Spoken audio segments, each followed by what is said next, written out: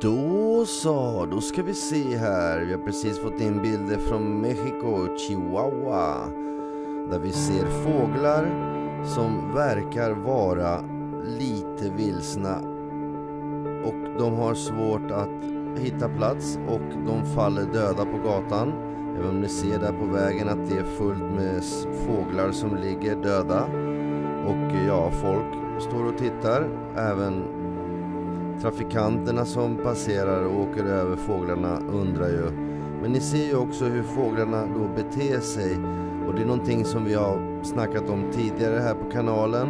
Då fåglarna känner sig desorienterade och de har börjat tappa kollen på vart de ska ta vägen och flyga. Här har vi då andra bilder från Mexiko också, där det samlas jättemycket fåglar som är på väg.